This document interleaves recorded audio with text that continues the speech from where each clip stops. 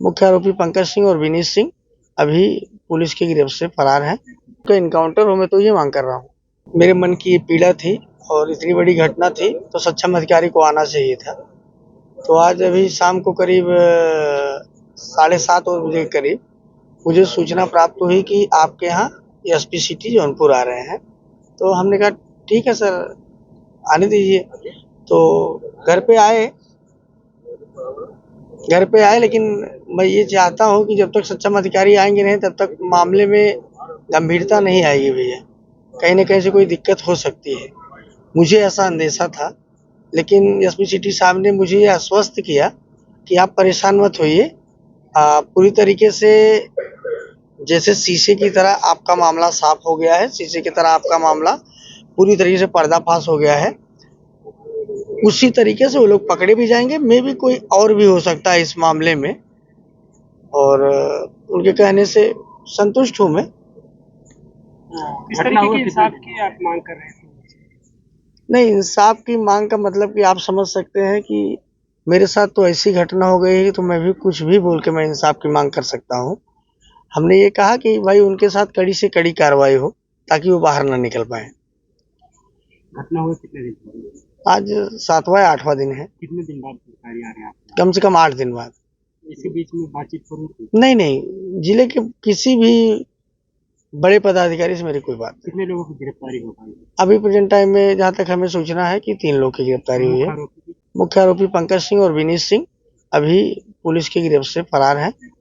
और मैं अभी आज मुझे सूचना मिली है कि विनीत सिंह और यहाँ के लोकल के कुछ लोग के साथ यहाँ आसपास जानकारी हुई कि टहल रहा है।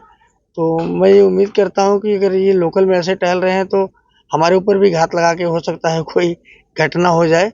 ये घटना हमारे ऊपर ना हो, इसके लिए आला अधिकारियों को ये संज्ञान में बातें लेनी पड़ेंगी। सुरक्षा को लेकर आपने कुछ बातचीत की? अगर आपको इस बात का भय है, आपके परिवार को भय है तो? नहीं, हमने सुरक्षा के अब देखिए किसी के भाई की साइलेंट तरीके से हत्या कर दी जाती है और तो उसका परिवार क्या पूरा गांव भयभीत रहेगा। मैं तो परिवार हूँ, समाज सेवा लगातार दौड़ता रहता हूँ, कहीं निमंत्रण कहीं ये, तो कहीं ना कहीं मेरे मन में एक हचक तो हो ही गई है कि अब मैं कैसे रहूँगा, किस तरीके से रहूँगा। ऐसी कभी दुश्मनी या मेरे घर में इस तरीके का या मेरे क्षेत्र में कभी ऐसा कोई कांड हुआ नहीं है। तो फिर अगर आपको इस बात का भय है, डर है, तो फिर सुरक्षा को लेकर आपने कुछ मांग नहीं किया? नहीं, सुरक्षा के लेके ये एसपी सिटी साहब से बात हुई हमारी। उन्होंने कहा ठीक है, आपका जो काम है अभी प्रेजेंट टाइम में आपके घर पे संबंधित थाने से जो भी लोग आपकी सुरक्षा में लगे हैं आप इनको लेके रहिए। कहीं जाना आना हो मान लो बीच में 1-2 दिन तो किसी को आप लेके जा सकते हैं।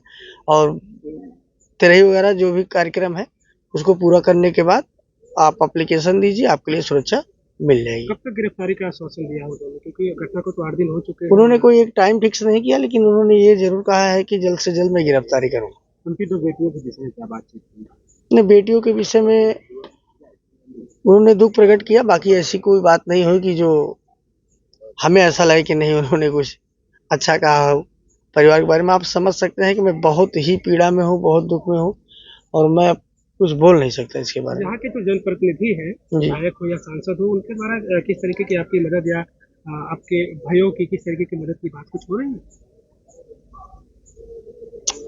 जनप्रतिनिधि जो भी हैं वो हमारे पक्ष में है और लगातार हमारे लिए पैरवी भी कर रहे हैं, लगातार बातचीत कर रहे हैं, कोई दिक्कत नहीं है और मैं उन जनप्रतिनिधियों से संतुष्ट हूँ। क्या कुछ कार्रवाई का जो है आप उम्मीद लगाते हैं कि इस तरह की कार्रवाई हो तो आप संतुष्ट हैं? कार्रवाई का आप समझ सकते हैं कि उनको कड़ी से कड़ी सजा मिले। मैं तो मांग करूंगा कि उनका इनकाउंटर हो और मैं शासन प्रशासन से कहूंगा कि जिस तरीके से निर्मम हत्या हमारे भाई की गई है उनका इनकाउंटर हो। मैं तो ये मांग कर रहा हूँ। तो अभी तक की पुलिस की कार्रवाई से क्या आप संतुष्ट हैं? अभी तक जितनी कार्रवाई हुई है शीशे की तरह मामला साफ था और पूर्णतः मुझे भी मैं संतुष्ट हूँ।